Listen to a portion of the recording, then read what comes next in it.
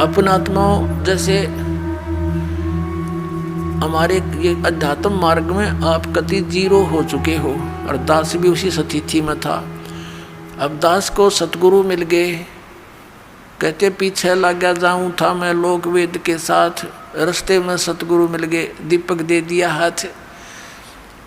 अब ये इतना बड़ा अध्यात्म मार्ग है कि जैसे हम सत साहिब बोलते हैं और पहले राम राम बोलते थे, इसका कारण क्या था? ये मंत्र जाप करने का नहीं था, ये केवल याद दिलाने का होता है कि भाई इस संसार में भगवान बिना कुछ नहीं, और जो गुरुजी ने मंत्र दे रखा है उसकी भूल ना पड़े।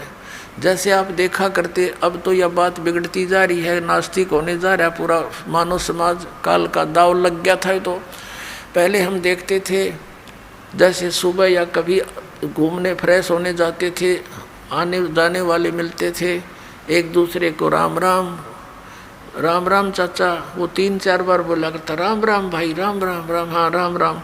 अब ये तो एक औपचारिकता बन गई थी, लेकिन ये स्टार्ट कहाँ से हुई थी? ये ऐसे होता है कि ये मंत्र जो गुरुजी देते हैं, ये अपने मुख से दूसरे को बोलकर सुनाना नहीं होता, नहीं तो फिर उसको सुनाने से आप उसके गुरु बन गए, आपकी भक्ति नाश होनी शुरू हो जाएगी। तो इसलिए उसको ये भी नहीं कह सकते कि आप इस मंत्र का जाप करा करो, गुरुजी ने बता रखा है। जैसे प्रत्येक व्यक्ति को सलाह दी जाती है कि प्रतिदिन भगवान को याद करो, मंत्र का जाप करो, भूल ना पड़े, संसारिक कामों में भूल ना पड़नी चाहिए, भगवान को याद रखा करो।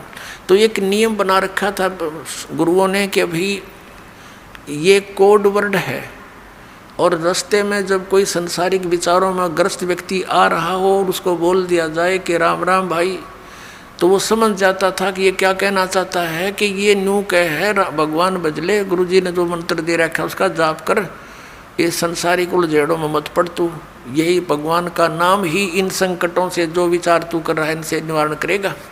तो वो भूल पड़ी हुई उसके चेतन हो जाता था, और कुछ देर तक वो फिर उस मंत्र को जाप करता हुआ सफ़र में चलता रहता था।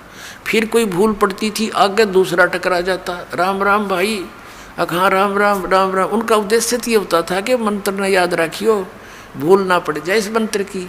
तो पहले राम नाम कोई जाप का नहीं था, केवल ओम नाम देते थे ऋषि, दैट्स ऑल। और उसको गुप्त रखना इसलिए अनिवार्य था कि तुम किसी को बताना नहीं, नहीं तो तुम गुरु बन गए, तुम्हारा फिर काम बिगड़ गया, तुम अधिकारी हो नहीं, दोनों चोट चपट। तो और याद दिलाते रहना एक दूसरे को।